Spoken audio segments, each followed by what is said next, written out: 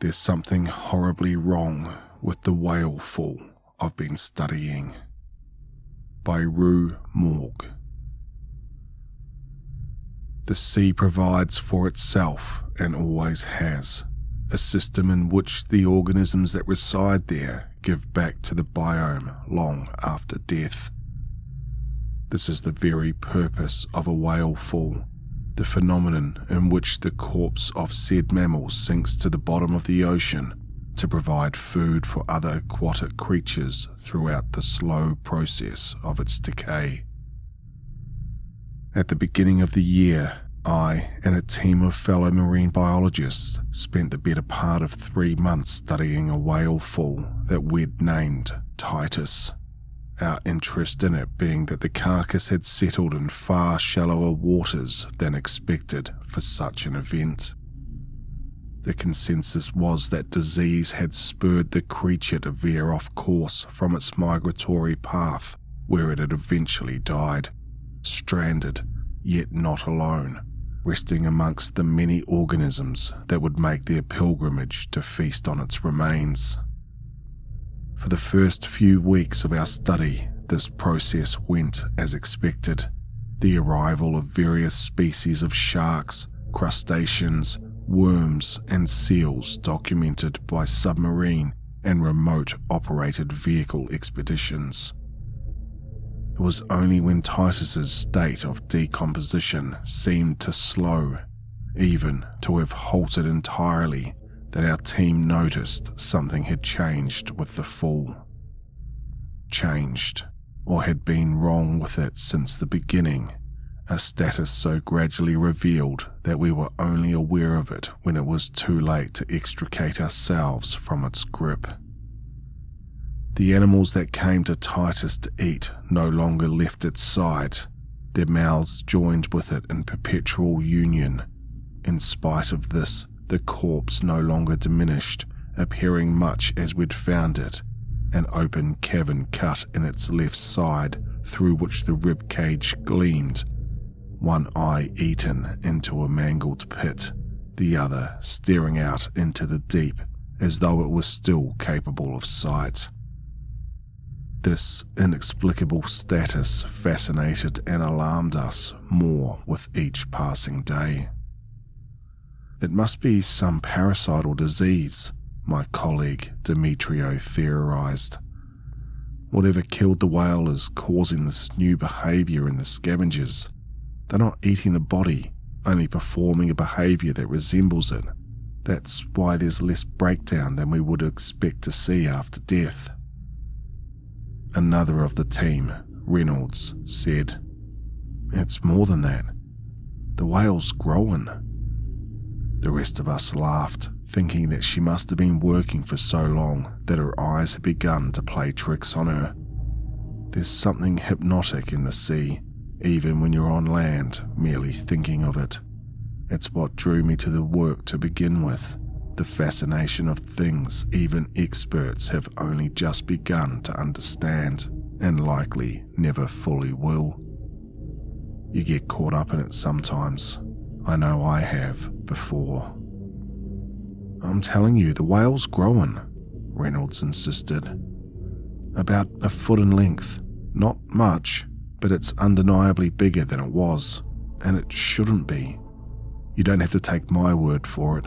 Look at our most recent footage and compare it to the first images we took at the start." She was right, and how we'd all missed it I can't properly explain.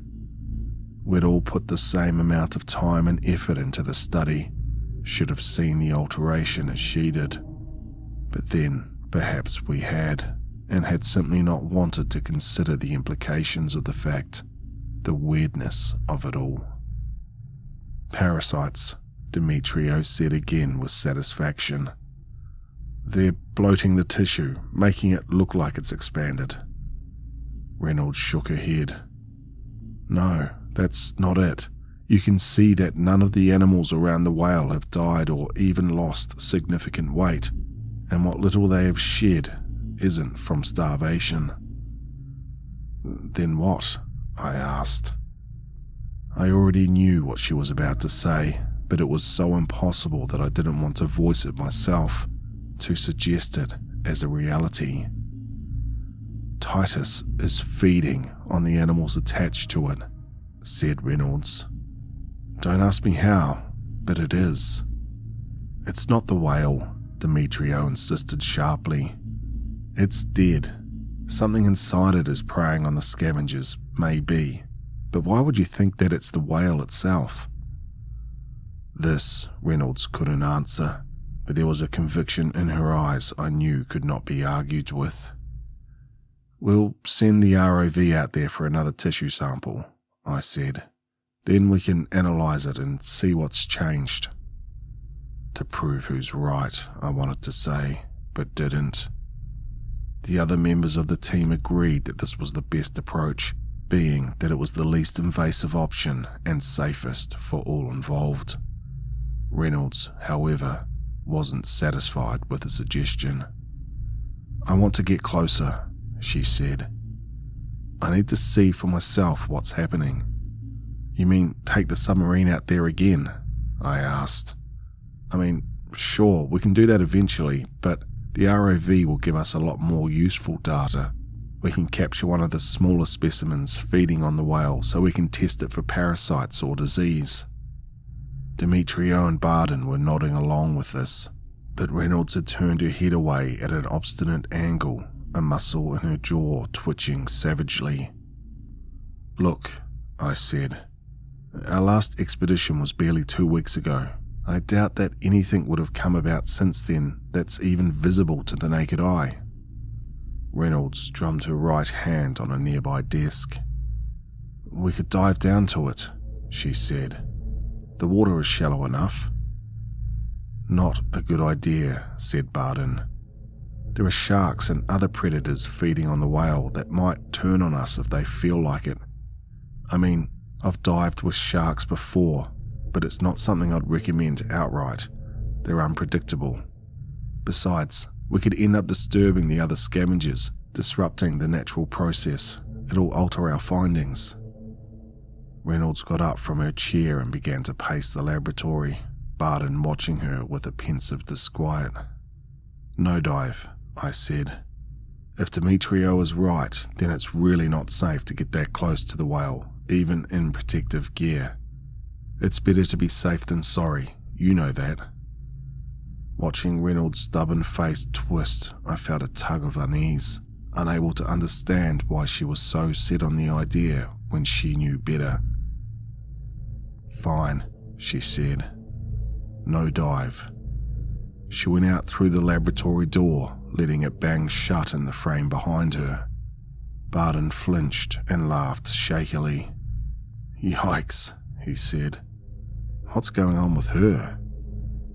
She's obsessed, Demetrio said, her lip curled. She's barely taken a break since we started, skips meals, doesn't sleep. If you ask me, it's not about the work at all. What do you mean? I asked. You thinking mental health stuff? Family issues? Demetrio shrugged. I don't know, but it's something. The other night she was talking about the whale song we've been hearing on our last few trips, saying she thinks it's connected to the fall. It makes no sense, obviously. You'd better keep an eye on her, Heaney. You know her better than the rest of us. I sighed, aware of the accusation in Demetrio's voice. She's your problem, she meant, not ours. If there was something wrong, then she would have told me, I said. Reynolds isn't really one for keeping secrets. I think it's just the study, how odd it all is. I can't blame her for being a bit unsettled. I am too. If there is an infectious disease or parasite situation going on down there, we'll need outside help. She doesn't think that's what it is though, said Demetrio. You heard her. She thinks that the whale is alive somehow. You can't tell me that's a normal way of thinking. She looked at me in an almost suspicious fashion, as though she believed that I was implicit in covering up some secret. I'm sure she's just tired and a bit paranoid like the rest of us, I said. Let's just leave this for now. We'll send Mercutio out in the next few days. Is that okay?" Mercutio was our ROV, piloted mainly by Demetrio, who had a background in engineering. "Fine by me," she said, relenting slightly. "But I'm not the problem, remember?" By midweek, we'd set out in RV Sylvia, the team's research vessel, from which we were to direct Mercutio towards the whale fall. The entire team was restless with nerves and excitement, as we always were when on the verge of some discovery. I caught Demetrio casting Reynolds' disparaging looks across the control deck and shook my head at her. Prior to setting out on our venture, I'd pulled Demetrio aside again. "Behave yourself today. We'll be recording the expedition, and besides, there will be other crew members aboard to make sure everything runs smoothly. We don't want to make a bad impression. I already think we're going a bit mad cooped up on our own out here in the facility." Demetrio had snorted at this and shuffled her shoulders out from under my hands. "Say that to Reynolds, not me. She'll be the one that embarrasses us all. She's still talking about that insane theory, you know." "I'll talk to her," I said irritably, "but you need to concentrate on your job and not this pointless conflict. You've had a problem with Reynolds for months, since before any of this started, and I'm getting sick of it, Rhea. Remember what's important." Reynolds, for her part, remained quiet as the vessel sailed out from the research centre and lowered Mercutio down into the water. She sat watching the control room monitors as the ROV's surroundings filled the screen, leaning forwards with her chin on her fist as the dead whale Titus came into view. The corpse boiled with feasting animals, and more circled at a distance, deciding their place on the body. "I still don't understand how they don't starve to death," said Barden suddenly. "At least some of them should have, you'd think." "It's some kind of symbolic relationship, I'd guess," said Demetrio, turning Mercutio slightly to the left. "The scavengers will survive until the parasites inside the whale drain them of all nutrition. After that, they'll die, fall off and be replaced by others attracted to the body. Pretty clever place to hide, if you think about it. Lots of live food around." Demetrio talked with a brash confidence I didn't quite believe in. I could see the stiff set of her wiry body, the way her left eyelid had begun to twitch at random intervals. She was as lost as any of us in all this, but it comforted her to pretend that she knew better, that we were all fools not to understand it as she did. We all fell silent as we crowded around the monitors, Mercutio's leisurely approach expanding the image of the whale fall. Titus lay like a drunken giant in that orgy of feasting, that one untouched eye gazing up at the camera as though inviting us to join in that revelry. Some of the smaller animals had begun to look noticeably fragile, and it struck me that in the time we'd taken to prepare for our venture, whatever was in the whale had begun to feed with more rapidity than before. Reynolds was murmuring something I couldn't quite discern over the chatter of the others in the room. "I'm going to try to get close enough to collect the samples now," said Demetrio. "Maybe from 2 different places. What's left of the meat still on the ribcage and the areas where the scavengers are swarming now. They might give us 2 different results." Reynolds twitched at this, but didn't speak, and I wondered what she was thinking. Did she really imagine that the whale had materialized this way at the bottom of the ocean, that it was some other entity that merely resembled a whale by chance or cunning evolution? Reynolds always had a fascination with the unexplored quarters of the sea, what lurked in the trenches too far down to probe without diver or vessel being crushed by the incredible pressures of the deep. When we had studied as novices together, she dreamt of stumbling across one of the lurking ancients depicted in sailors' mythology, the first of the modern world to catch a glimpse of them and thus prove their existence. Likely it was this long-held fantasy that had led her to see Titus as such a creature, if indeed that was her belief. I observed her with a new fascination, trying to interpret her slightest movement or expression and never quite understanding what I saw.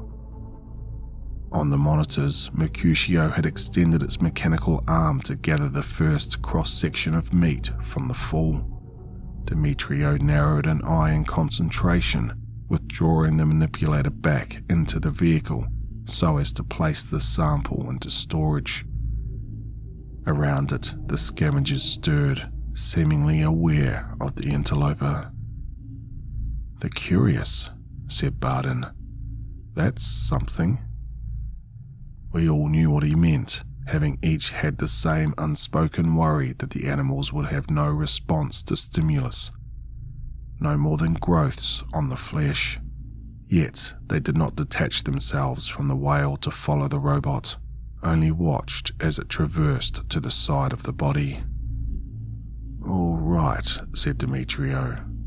"Let's go again." "After you do that, see if you can pick up one of the crabs," I suggested. "They're small enough to transport." It was as I said this that a pair of tiger sharks that had been circling the whale turned sharply in towards Mercutio and snapped at it, ripping the foam on its frame. "Stop moving it," I said. "They'll probably lose interest." Demetrio obeyed, but the sharks persisted, their attacks not the idle interest of animals encountering a foreign object, but those with intent to kill. "They're defending the whale," said Reynolds suddenly. "They know about us. Titus knows." "Don't say that," said Barden. "That's ridiculous." But I could tell by the way he was tugging the zip of his jacket up and down that he was nervous. His eyes tracked the animals surrounding the fool as though beginning to interpret their activity as Reynolds did. "Shit," said Demetrio. "I better get Mercutio out of there. We'll have to come back again another time, or we'll lose what we have already." I watched tensely as the ROV withdrew from the body of the whale, only one out of the 3 samples collected, its sides buffeted by the attempts of the sharks to tear it to pieces. My gaze was drawn down to the eye of the fallen Titus, the black alien globe seeming full of paradoxical vitality, and I shuddered, glancing away from it. "You hear that?" said Reynolds into the quiet. "What's that?" snapped Demetrio. "I don't need to be distracted now." Yet I saw her head twitch slightly, as if tuning her ear to some subtle noise in the air. Barden and Reynolds exchanged looks, and suddenly I saw them united, both in tune to the same sound. "What am I supposed to be listening for?" I asked, but then I heard it too, a faint but definitive whale song. Every face in that room registered a like recognition, and suddenly I realized the danger of it, wondering how we'd all been led so rapidly into aligning ourselves with Reynolds' frenzy. "Let's not overthink it," I said. "It's the same school of whales we've seen in the area for ages. Demetrio, how are we doing?" "We're almost out," she said. "Somebody better tell the crew we want to go back to shore." Barden stood, nearly tripping over his seat. "I will." He couldn't seem to stand, looking at the monitors, shielding his eyes with one raised hand as he scurried out of the room. We were all glad when the screens went off, except for Reynolds, who went across to the glass and touched it, as though she might feel the whale through the surface. Demetrio rounded on me, her expression thunderous. "Don't," I mouthed. "Not now." Once we were safely back at the facility, I whisked Reynolds away and sat her down in one of the offices. "Deanna," I said, "what's going on? You're scaring everyone with all this stuff about Titus, putting ideas into people's heads that shouldn't be there." She shrugged, sullen and unmoved. "I think Demetrio's right," I went on. We need to reach out to disease control. There's something infectious coming off that whale. We've all come into contact with samples, the water and the air nearby. We don't know how it's transmitted, but something is extremely wrong. But not in the way you think it is. What you're saying about the whale itself being alive and doing all this, it isn't possible. I wouldn't say that, said Reynolds. We don't know enough about the sea to know that it isn't a new organism. Who's to say that this whale, or the species that looks like one, isn't mimicking a major food source to call animals to it and provide itself with nutrients? There's not much proof of that yet, I said, though I suppose it's a possibility, but the way you talk about it all makes it sound like there's something else you think is happening here. Something, well, I don't know, irrational anyway. Reynolds fidgeted. Not necessarily, she said. I've had this hunch since all this started. Everyone has. They just don't want to admit it. I think the whale wants things to be part of it for other reasons than eating, like anglerfish fusing during mating to ensure they can breed when mates are scarce. But rather than breeding, the whale wants to expand itself. Just one organism made of many, growing and growing its territory. And this is intentional, you think? Instinctual, definitely. Intentional, maybe. Whales are intelligent. Why couldn't whatever Titus is be as well? I closed my eyes, feeling all the sleep I'd lost through the project catching up with me. I don't know what's worse, the thought that the fool knows what it's doing, or that it's just doing it as a survival mechanism. Not that I even hold with this theory, obviously, I added rapidly. I'm just more inclined to think Demetrio has it right. Just try not to fixate on this too much, or I swear you two will end up killing each other. I spent the next 4 days writing reports and drafting up potential messages to send out if the results of some infection were indeed found in the whale's remains. It was the other members of the team that studied the sample we'd brought up from the ocean, scrutinizing it under microscopes and carrying out as many tests and examinations as the tiny shred of flesh could endure. All the while, Demetrio and Reynolds argued over their findings as bitterly as past lovers, while Barden timidly attempted to mediate. I should have intervened. I don't know why I didn't. After that last visit to Titus, I'd been taken up with a strange, lethargic melancholy, prone to spending any breaks from my work on incessant walks along the tattered border of the shoreline beyond the facility. There, I'd listen to the song of the whales that seemed always to circle us now, or else to the call of the one we called Titus, if Reynolds was to be believed. I felt a longing for something I couldn't quite describe, a loneliness that my team no longer satisfied, particularly now that they'd grown close in a way I found myself unable to penetrate. Only when, early one morning, I was roused by Demetrio shaking me in my bed did it occur to me that I'd missed the touch of another's flesh upon mine, though not in this way, I sensed, but one closer, more intimate than that. Reynolds and Barden are gone, said Demetrio. They've taken a boat and some of the diving gear with them. They've carried off the sample with them as well. I slapped at both my cheeks sharply in an attempt to rouse myself. What? I said. Why on earth would they do that? Demetrio's eyes shifted guiltily aside. There was a fight last night. The same thing we've been bickering about for days. The tissue we took from the whale. It's impossible, but our tests showed that it was from a still living animal. I said that there must be a mistake, and Reynolds shouted that I was lying to myself and that I knew the same thing she did. I don't remember much of what was said after that. We'd been drinking. There was some pushing each other, Barden getting in the middle as usual. But then he was on her side, saying that I had to see it all now and that I should stop struggling all the time. He said it very calmly, like he was trying to make me understand, but I was so annoyed that I told him to shut up and went to bed.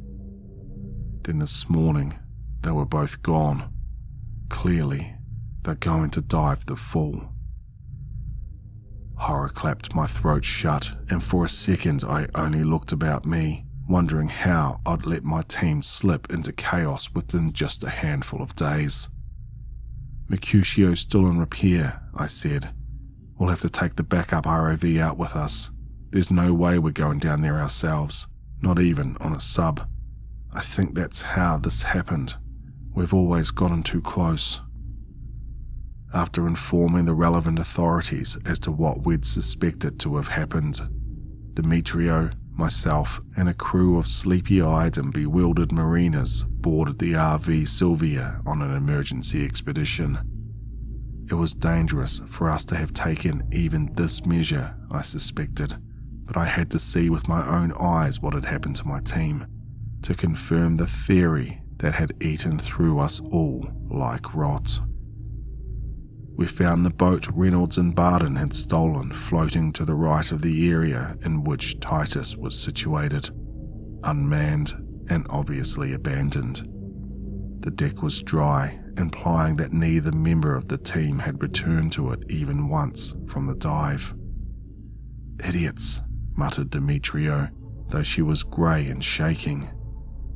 "There was no need to sacrifice themselves for this, just to prove a point." I placed a hand on her damp shoulder. Her sweat had the same salt scent as the sea. "I don't think that's entirely why they did it," I said. "And I don't think you do either. You've felt it, haven't you? Something you can't explain calling you out here. Down there." Demetrio didn't reply, only stared at the empty boat drifting beside us. "You have," I said, "just like I have, like they did. You've just been trying to ignore it. They couldn't." I drew Demetrio away from the water, fearing that one of us would succumb to the same urge to pitch over the side of the vessel that had taken our companions. "Let's go down to control," I said. "Let's see what's happened." I and a few curious members of the crew stood and watched tensely as Demetrio sunk the backup ROV into the depths with an uncharacteristic reluctance. The black shape of the whale fall filled the monitors, then gradually the details of its mutilated flesh and those that fed upon it. Reynolds and Barden were amongst those animals, their regulators torn free and cast aside so as to sink their teeth into the whale's hide as best they could. Their limbs kicked lightly at the water, signalling the impossible life that was still in them despite the absence of air left in their lungs. "Mother of Jesus," said one of the mariners standing beside me. "What the hell is happening?" "Get closer," I said to Demetrio. "I need to see their faces."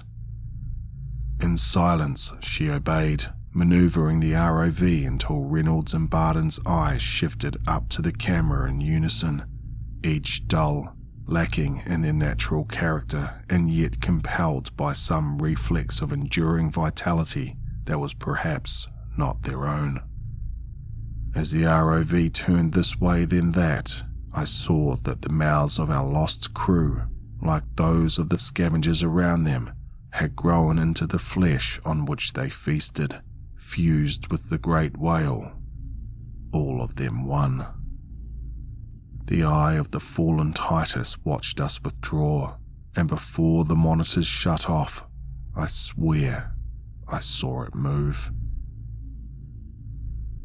What happened after that I can describe only vaguely, being that myself, Demetrio, and the crew of the RV Sylvia were all placed in urgent quarantine by government forces the moment we stepped foot on land.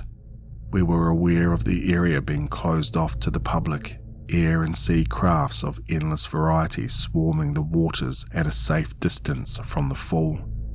Presumably, the whale was contained and will likely be destroyed when the means of doing so without spreading any hypothetical infection have been determined by the relevant experts.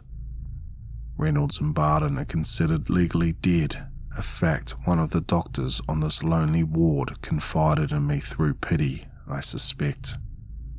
I don't believe any of the government scientists understand what we discovered in the ocean, and perhaps only those joined with the whale fall ever could with any true clarity. The experts only know enough of its effects and their contagion to have separated my colleagues and I from one another in a guarded hospital somewhere very far inland. This done to protect, isolate, and most importantly, to study us, we few touched by the whale's influence to have survived. How long they intend to keep us here, I do not know, nor will my keepers tell me. Perhaps when the whale is no more than an account guarded and concealed from public knowledge, having been blown apart by military explosives or brought up to the surface to burn. When this occurs, I wonder if I will know, if I'll sense it in the end of my connection with the whale, or if, like the other after effects of illness, my experience will go on. My mind and sense of self ever altered by it. I still hear whale songs frequently, likely only hallucinations now, and yet it's real enough to me. I question if the other survivors in their separate rooms hear it as I do, the call to go down to it, summoning the water in my body and the salt in my blood. I don't know how much longer I could have resisted on the outside, even if, like Demetrio, I'd tried. Days, I think, no more. Though I know now what would have become of me once I joined with that cult of flesh, I still can't help, in part, but want to meld with the great many that is the whale Titus and its thralls, for in my depth, or half-death, life in all its beauty and horrible mystery would have persisted through me.